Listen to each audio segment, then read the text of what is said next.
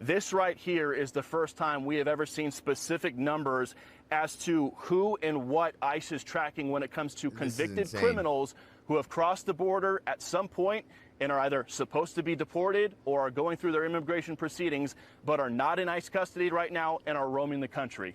No one is against. I don't think anyone with a brain is truly against immigration, right? We know that there's people who have, whether it be in school, whether you're an adult, whether in the workplace, who are people who are trying to do the damn thing. They're trying to get their visa. They're trying to come over here. They're trying to be a benefit to society.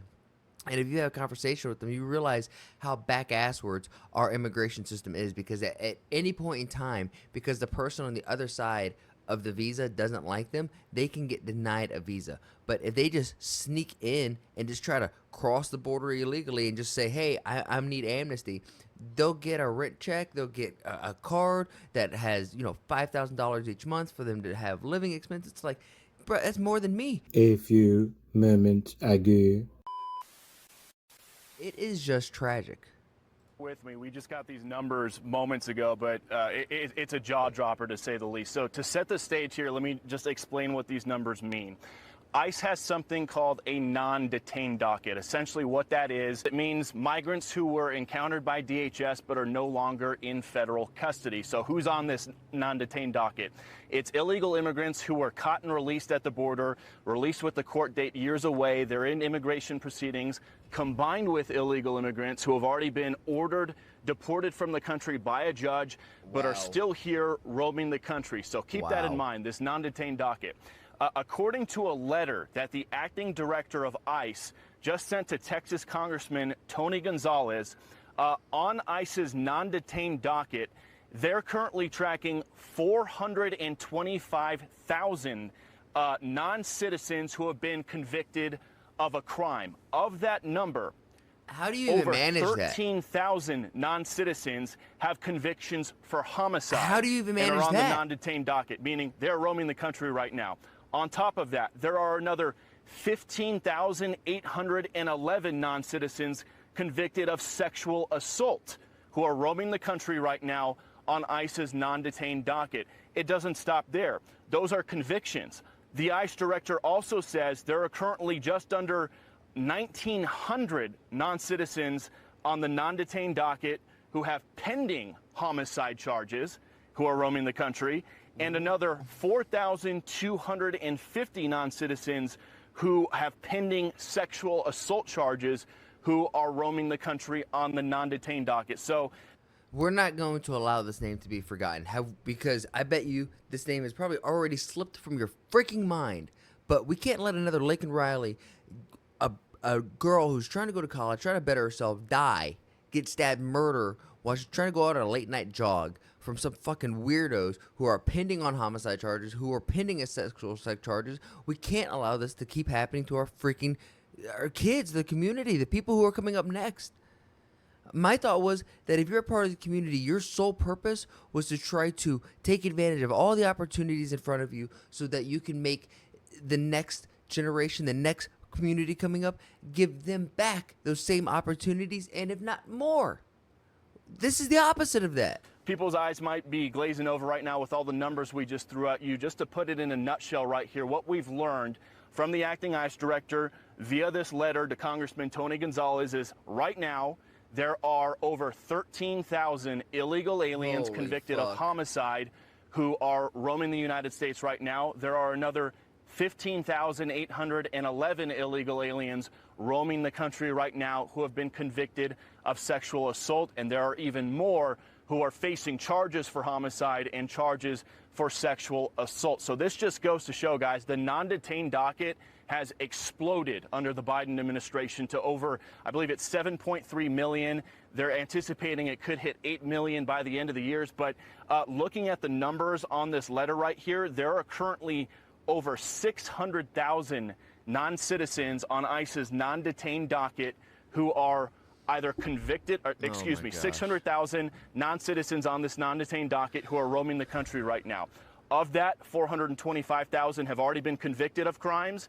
222,000 are pending crimes. And again, the most serious crimes we just told you about, over 13,000 convicted of homicide, over 15,000 convicted of sexual assault. And honestly, that is not a surprise to hear given these horrible headlines we keep seeing popping up in multiple parts of the country almost every day now of a horrible sexual assault or a murder or another violent felony committed by an illegal alien who is often caught and released from custody. And the jaw dropper here too, guys, is all these numbers we just rattled off, they don't even account for the nearly 2 million gotaways who have crossed our border under the Biden administration. Those almost 2 million gotaways, they were never encountered by DHS. The gotaways are literally they were never got caught away. by Border Patrol. They were never encountered by ICE. There's no record of them, so they have nothing to do with the numbers I just rattled off to you. These are just the numbers of people that ICE has already encountered, that Border Patrol has encountered, that DHS knows who they are. And we just saw those horrible stories in Nantucket the other Department day. of Homeland ICE ran Security. a week-long operation in Nantucket, and in a single operation in a 48-hour span, they arrested 2 Salvadoran illegal aliens who came into the country as gotaways and were arrested for child rape on Nantucket. They got a Brazilian guy who was arrested for sexually assaulting a Nantucket resident, and then a Guatemalan guy who was previously deported who was arrested for sexually assaulting a Nantucket resident. So we keep seeing all these headlines about migrant crime popping up in different cities all over the country. This right here is the first time we have ever seen specific numbers as to who and what ICE is tracking when it comes to convicted criminals who have crossed the border at some point and are either supposed to be deported or are going through their immigration proceedings, but are not in ICE custody right now and are roaming the country. No one is against. I don't think anyone with a brain is truly against immigration, right? We know that there's people who have, whether it be in school, whether you're an adult, whether you're in the workplace, who are people who are trying to do the damn thing. They're trying to get their visa. They're trying to come over here. They're trying to be a benefit to society.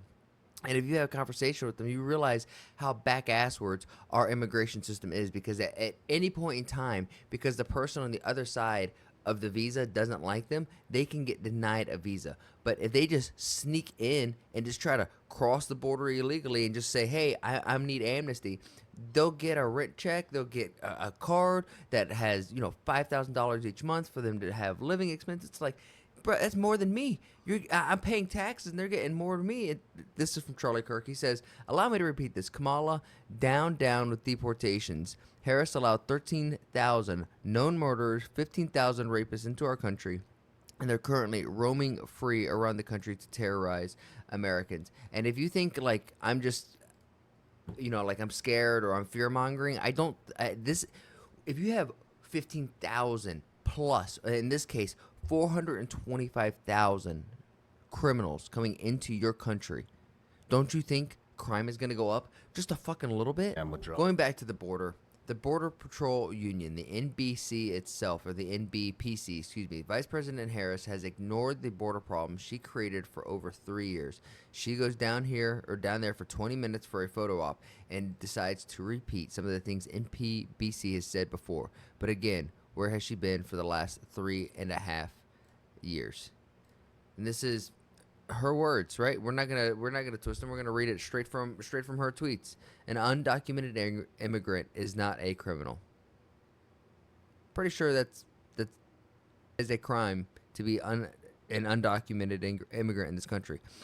We are not a society that is going to stand for tearing families apart. We are not going to buy into this administration's fear mongering. It's ludicrous to say we're going to deport 12 million people. Now, how are you going to do that? Okay, how are you going to monitor the 425,000 convicted felons and criminals into this country? I shouldn't say felons, but convicted criminals into this country. Give people a path to citizenship. We agree on that. The vast majority of folks that we're talking about are living a lawful life and paying taxes. I would say that they're living a life and they're paying taxes when they go to the store, sure, but they're not actually paying taxes. And with this said, I do think most people who try to get into this country are trying to get here for the American dream of living a life of liberty with the pursuit of happiness.